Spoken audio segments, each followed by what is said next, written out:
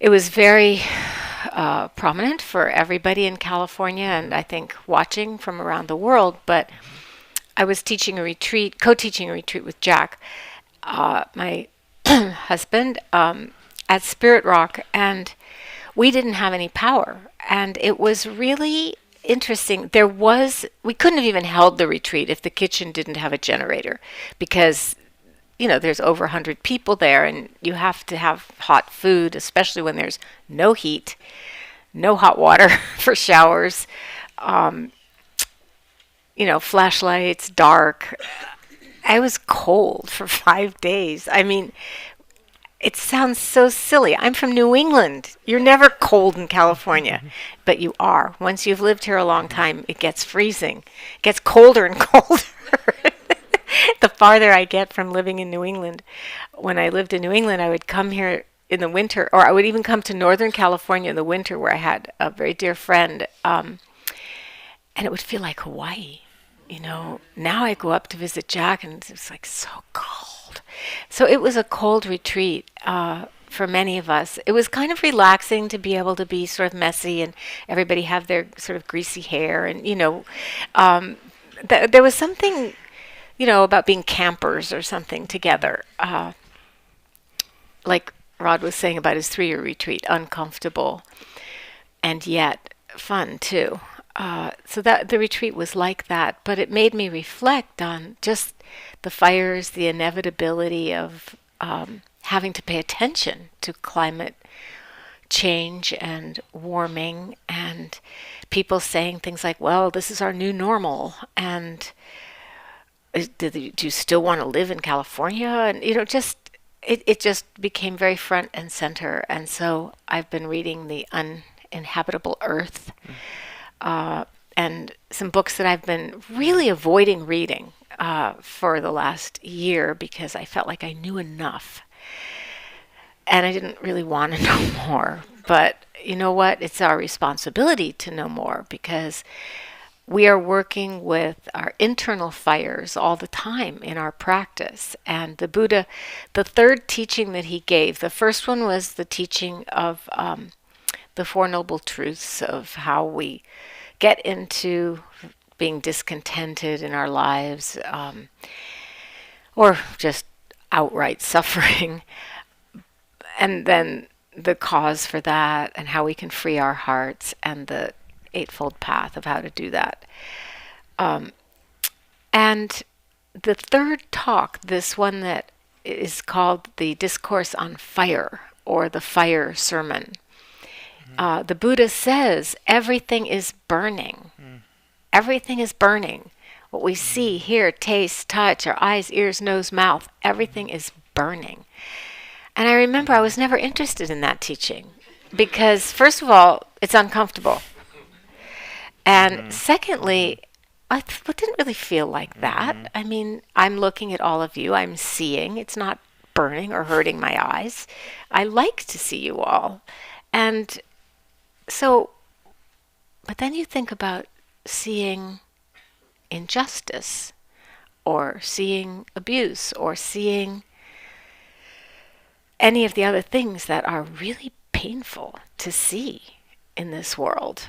And you realize, oh, maybe there's something to this, what he was talking about, that came out of his awakening. And then you begin to realize, oh, burning, like, but what is it? What's burning anyway? What is it that's burning? Well, remember the teachings about how we like things, dislike things, and kind of space out and ignore the things we don't like. And this seems built into our perceptual apparatus, that what we perceive with its unpleasantness, pleasantness, or, neither, but we perceive with our prejudices and our biases and our likes and dislikes, and that kind of seems to be, and I think, and that is what he was talking with, burning with, wanting, craving, acquisitiveness, burning with hostility, grudges, resentment, aggression, burning with denial, confusion, all the sort of other kinds of defenses we have against being really connected with the truth of experience and what it is. And somebody called Sila Samadhi Prajna, the three foundations of our practice, ethical living, mindfulness, and wisdom, somebody called them fire extinguishers. I thought, I liked that. And then, we've been hearing a lot about how the fires are getting contained. Well, one of the ways we contain our inner fires, right, is through the precepts, the mindfulness trainings, our integrity, our aspiration to live, walk our talk, things like that. And these are our practices that actually can contain the fires. And I'm not going to talk more about the actual fires and climate change today because I want to leave time for Rod to teach, except to say that these things are connected, of course, that the fires outside are also burning with greed, the suicidal greed of torching the Amazon and smoldering with the anger of people who want to deny that this is even happening, and and we could even call it the fire of denial of or wanting to pretend it isn't happening and just forgetting that we've actually known about this since the 1980s and it's not a surprise. So these are the thoughts that I just want to share with you this morning, and I mostly want to give you a chance. Yeah. Thank you. Yeah. So how long do I have to? Because I can take a good 2 hours, and I'll just be warming up. I know that's right. This is what we call 10 minutes. one of the occupational hazards of sitting up here in this seat. We tend to begin to enjoy the sound of our own teaching, and we can go on and on, right? Yeah. We just love it. I love the sound of my voice. I didn't used to, actually. I hated it. When you started out? Yeah, I hated listening to my voice. Well, but listening to your voice recorded is a different experience. Well, that's why I learned to appreciate it. Yeah. But I had to Yeah. record myself teaching to learn how to teach. Oh, good for you. Yeah. Because I had to listen and get feedback from the actual recording. Anyhow, so 10 minutes? Oh, for sure. Okay, let's do 10 minutes. And then we have exchange. Yeah, exchange, We'll be in relationship. In a relationship. We're in a relationship together now. But thank you. Thank you, Trudy, for the beautiful for being here. introduction. As you were speaking, I just kept thinking about Billy Joel, and the song, I Didn't Start the Fire. And that's so dharmic, too. It's so dharmic. We're all born into this situation. We're born into something that's already been happening well before we were born. Right, so we were born into a situation of a conditioning that we had no consent in a way. Though if we study karma and understand karma and merit, we could say, well, we've been a part of creating the causes and conditions for being born into certain situations in each life. So we're not completely disconnected from what we're born into, and that's really important to think about. For the most part, we just kind of got dumped into this. As we develop wisdom and compassion in the practice, we begin to have agency in how we're directed from life to life, right? And of course, that development of wisdom and compassion helps us to reduce the violence. So it's like, throwing water, or having a fire extinguisher, really. The fire extinguisher in our lives, in this reality, is the development of compassion and wisdom. Or another way to translate compassion and wisdom being clarity. So developing clarity. Clarity is also related to ethical, to what's ethical, to what's skillful, right? And compassion is also this development of ethics, but it's an ethical care, right?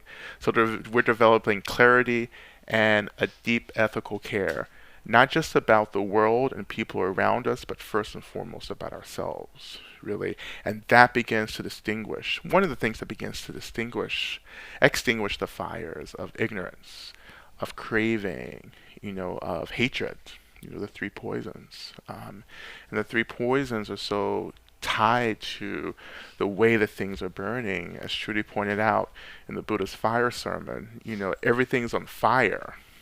You know, and we're really good at distancing ourselves from that visceral feeling of fire. But what the Buddha is pointing out is that like everything's falling apart. But that's not like a surprise because everything is always falling apart, right? As we talked about yesterday in our retreat about Jigten, in the Tibetan language, Jigten means destructible foundation. And Jigten doesn't just mean destructible foundation. Jigten is the word for the world. So the world is a foundation that will be destroyed. And that's the Buddhist orientation towards the world. So people are born into this culture, into the religion, into the path, knowing that this physical place that you're being born into actually will not survive. But that doesn't mean that you get to contribute to its destruction. You don't get to throw wood on the fire and say, well, it's burning anyway. Isn't it like compassionate just to help it burn quicker, just to get it over with? No. And so, one of the things too, about this kind of burning down of things, and for me personally, kind of growing up in the South, I grew up in North Georgia, and in the South where I grew up, I mean, it was really the seat and the location of a lot of racial violence, racial injustice. And for those of you who are familiar with North Georgia, then you know that the movie Deliverance was filmed in North Georgia too, which is like more like a documentary than like a fictional story. Because people are like, oh my God, that's totally made up. And you have to go to North Georgia to understand the culture of people who have been living isolated up in the mountains. So that's where I grew up. And being born into that culture, being born in that community, at no point was I disconnected from the suffering of the world.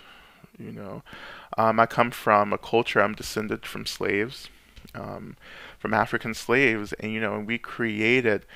We were one of the few.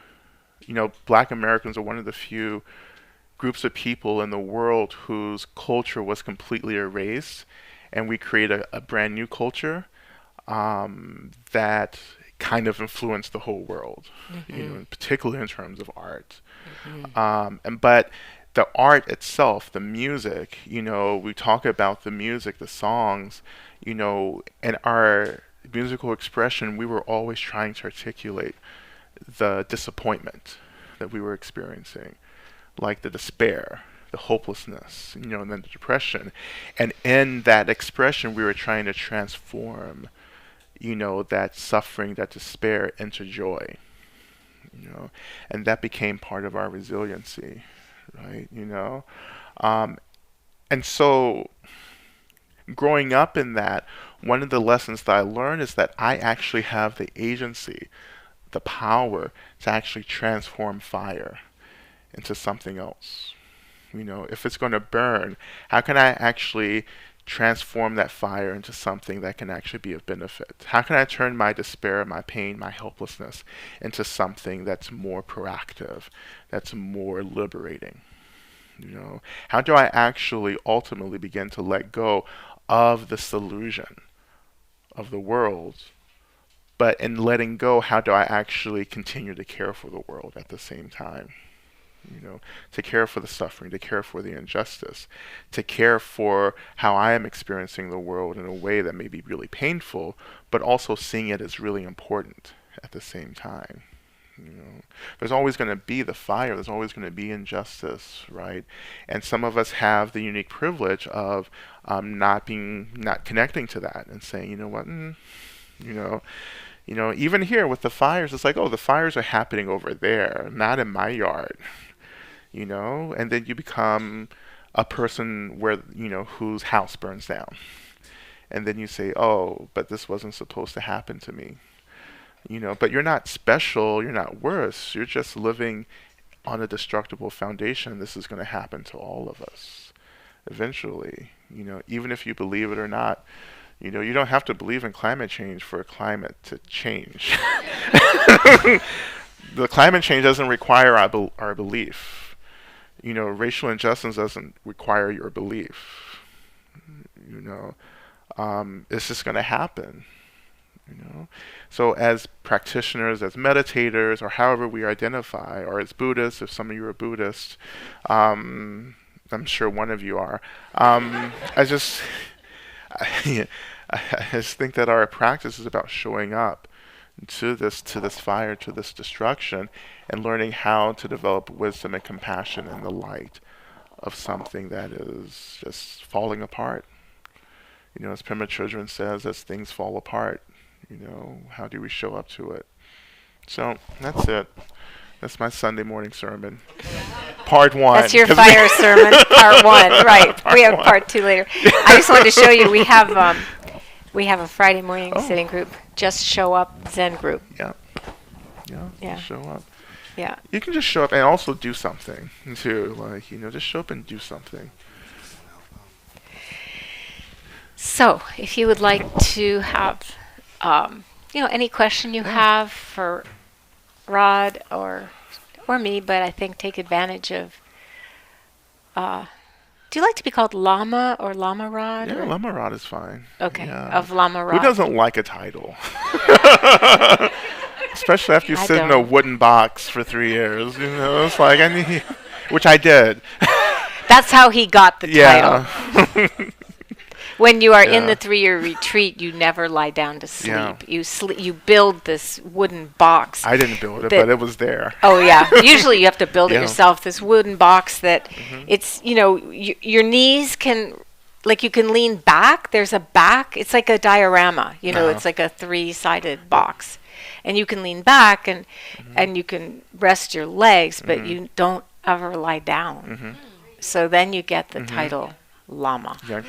Oh no, like older people do it. There were 60 and 70-year-olds in my cohort. Yeah, people. Yeah, I mean, it's so you could lie down.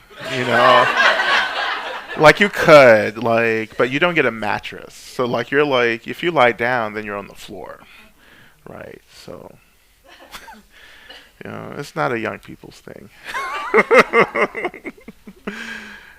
It's a very medieval process that has nothing to do with us. It was actually developed for adolescent boys. Actually, yeah. A lot of those arduous practices were developed to tame adolescent boys. Yeah. Tor, you had your hand up? I wanted to thank you for your wisdom, and it just reminded me of a picture that sometimes I use in my work of a boat, one end in the air, the other end under the water, people bailing and bailing and bailing, and two people sitting on the end in the air saying, well, it's a great thing that the pole isn't on our end of the boat. Yeah. And just reminding us that we're all in the same boat together, regardless of how we choose to kind of believe an illusion that we're not. We're all in it together. So thank you. I love that cartoon, actually. I was wondering what inspired you? What inspired you in the direction of Zen Buddhism? Oh, Tibetan Buddhism. Yeah. Don't confuse the two. It's like a turf war. So when I started getting interested in practicing, I started with mindfulness. So I was taught mindfulness as my first practice, focusing on the breath, using an anchor. That kind of evolved into other forms of meditation, and then eventually I just started getting interested in dharma, period. And I was surrounded by Tibetan Buddhist practitioners when I began, and I just felt like it fit. Yeah, I just felt like it fit. I mean, it's just I felt I was very coarse and raw and intense, and I'm still am, and I felt like that tradition of practice met that intensity in a way that was really dynamic and direct. Yeah. So I think most people search, and like search out different traditions. I never did that. Like it was just there. Yeah. Yeah, I searched. Yeah. I searched, but I knew instantly Yeah. when I found it. hmm So, Yeah. yeah.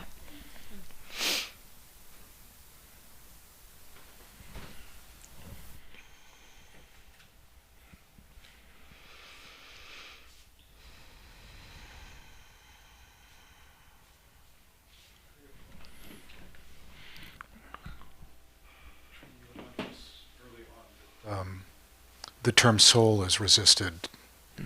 If I understood you correctly, I was wondering Yeah. if you could both speak to that. What is the resistance to that term? Well, the resistance to that term, I think, in sort of Orthodox Buddhist philosophy, psychology, is that it implies that there's like an essence or a kernel of identity that is us, as opposed to learning to disidentify and learning to be with each experience and understand its destructible foundation, would be just to link it to what we were hearing. And that, a soul implies also like almost like a being, an ethereal being, maybe a ghost or something that goes from life to life, or and all of these are metaphysical points of view that the Buddha really didn't want to address. He really wanted people to focus on their actual moment-to-moment existence and waking up to that and understanding how to be free from suffering and alleviate suffering rather than philosophical questions. But I've sometimes used the word because Ram Dass loves that word. And when you hear him use that word, it just sounds lovely. I would substitute heart for what he calls soul. Yeah, thank you. Albert, you had a question, and then Tracy. So I have to admit I haven't read your book. Oh, yeah. Maybe it's in there, but you want to just say a little something about like radical dharma versus,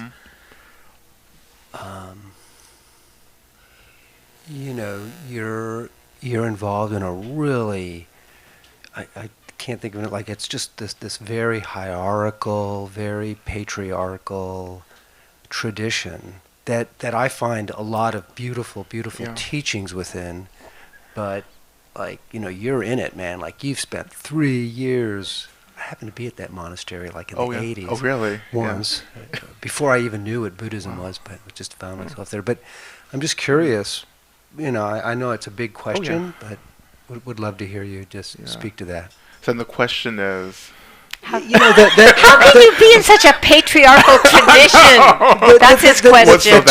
The tension between this idea of radical Buddhism and what doesn't necessarily appear to be all that radical. Yeah. And so it gets to the point where I have no power in a tradition that's run by another culture. So Tibetans, like this is a tradition I was trained in, but I have no agency to change Tibetan Buddhism. But what I do have agency to do is to create a community that actually reflects my values around justice and inclusivity. And that's what my project is now.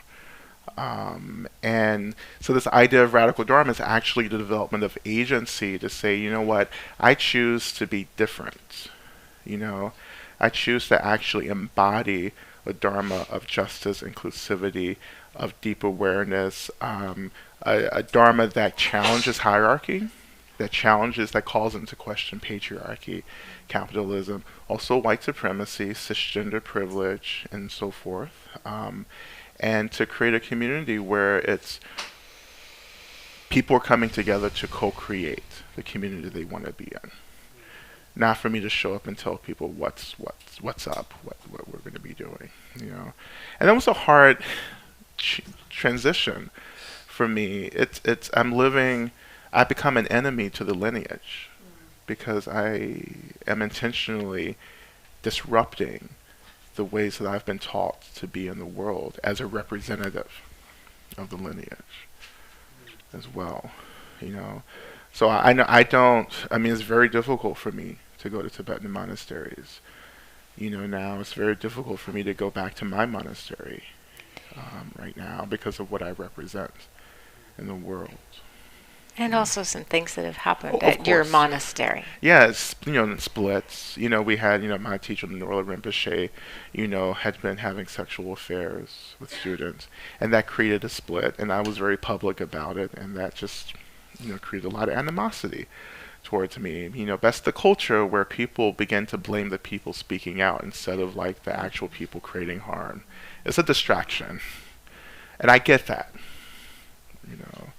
but I come from sanghas that have experience, in boundary crossings and ethical misconducts before, and it's something that's being revealed more and more. So as a teacher, right now, particularly as a cisgendered male teacher in the world, my ethical and justice-informed response to that is to actually publicly talk about misconduct, actually talk about boundaries, power, hierarchy, and to call out these things, these ethical misconducts that are happening, to break the culture of silence that perpetuates abuse, silence and the lack of transparency.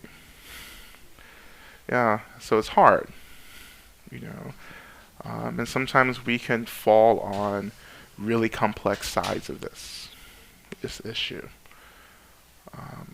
And we see this in the Me Too movement as well, and Buddhism is having its Me Too moment. I wrote about it in this last Lion's Roar. Oh yeah, uh-huh. Yeah. Yeah. Called it Us Too. Yeah, Us Too, yeah. Yeah. And I've written a piece years ago when all this started happening in my monastery around patriarchy, undoing patriarchy. So you can come and join us this afternoon at 2:00 in Los Feliz.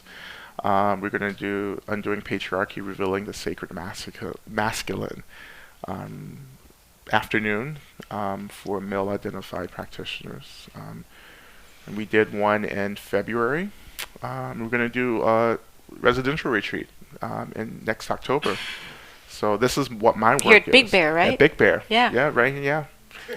So you have to decide what your work is to undo the systems of violence, and then go to your front line and do your work.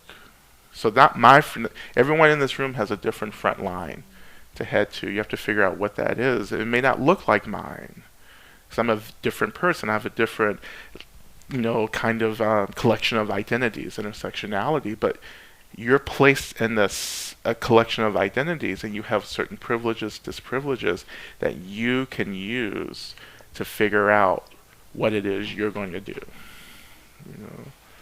Yeah. And some things you won't change. You can't change. Like I can't change Tibetan Buddhism. I tried. I did, but you can, because of the structures you pointed out, I can get shut out really easily. And it's not a tradition that encourages a lot of inquiry or dissent. Yeah. Some traditions are more open than others. Yeah.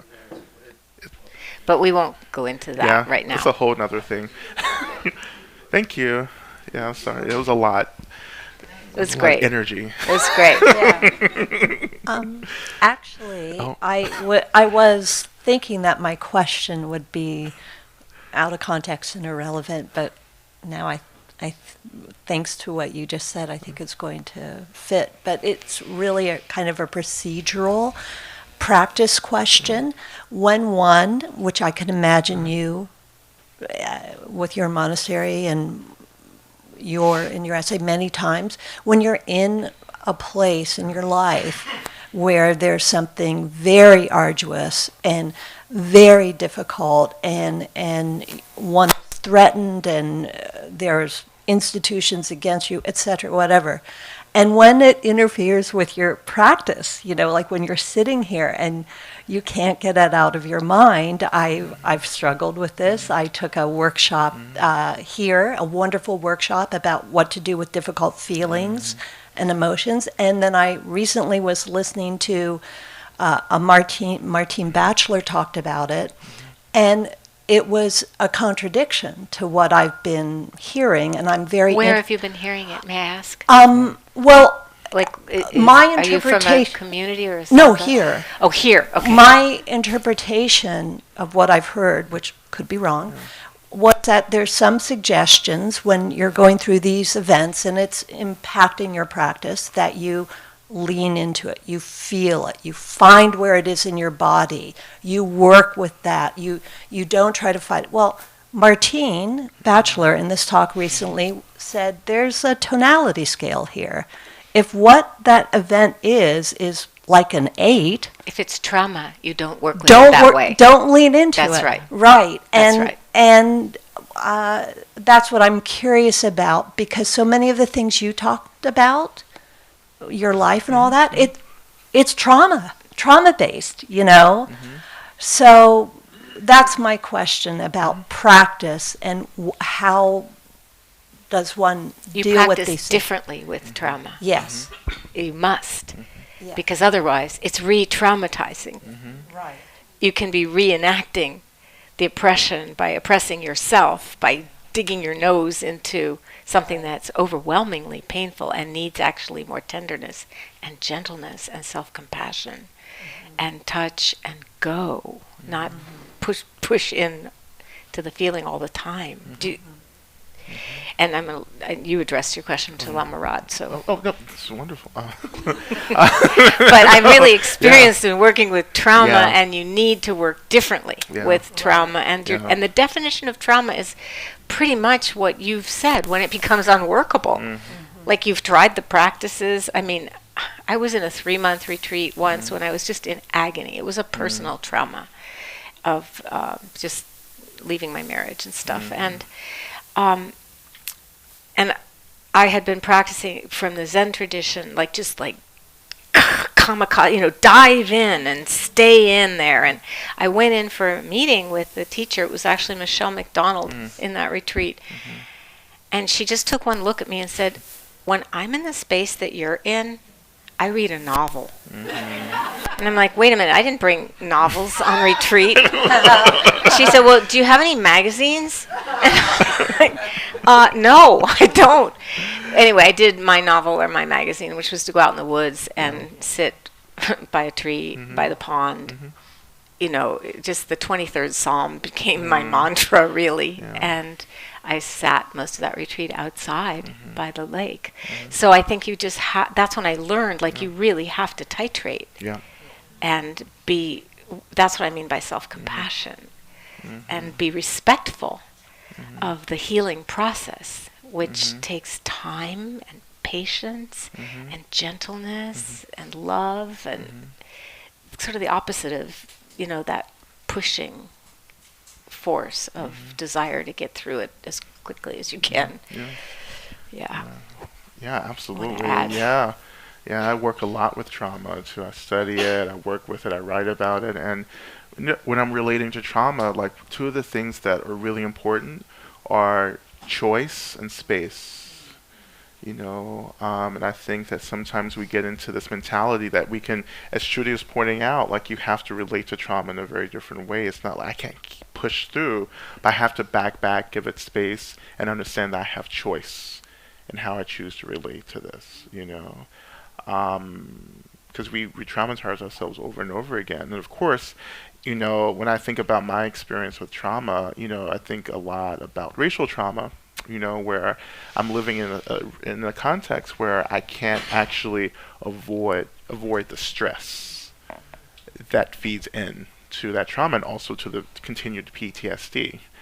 that comes from the traumatic experience of living in, a racist society, and we all have different experiences based upon our identities, that can contribute to the stress and the trauma. So yeah, so relax. We don't ever want to say relax around, what we're doing around trauma, but we want to say we have to do what feels okay for us. When I say okay, it means that like I can manage this. I don't feel pressured. But I have choice and I have space. And you get a novel. You get when it's overwhelming, change the channel. That's what Michelle was really saying. Yes. So we actually need to stop. Thank you, boo. Tracy. Thank you, That's so Lama sad. Rod. I know. I know. Just warmed up. You got to come back. Hey, That's it's what they gonna always say. It's going like, to come be back. winter soon I in know. Boston, and It it's will. nice. It's going to be nice here.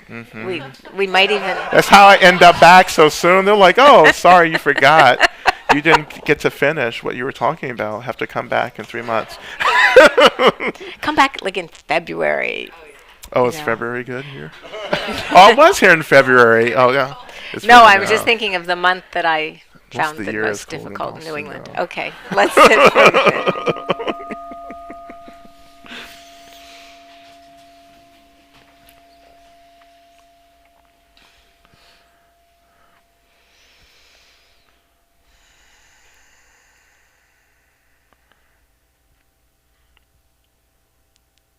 So we just step back into a moment of quiet.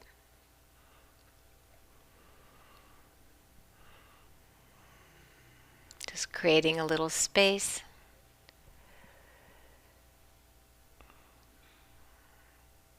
In our hearts and minds.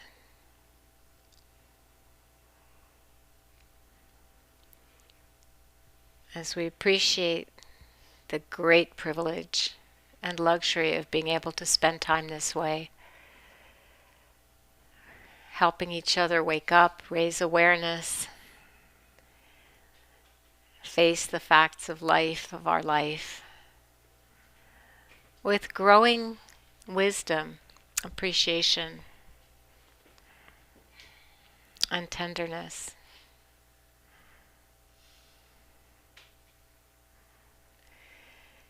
So at the end of a period of study and practice, we offer the goodness of our practice to all beings everywhere without exception.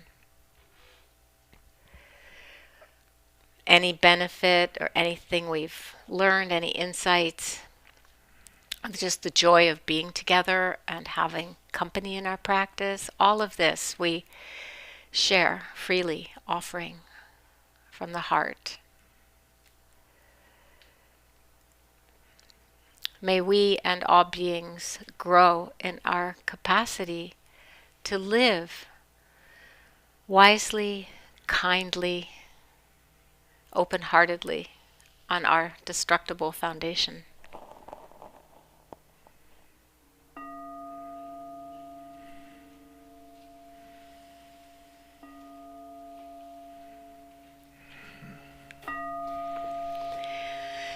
So thank you, everybody. Thank you for your practice. Thank you for being here. Thank you especially, Lama Rod, for coming and being with us. Such a great joy. Thank you. And great privilege to teach together.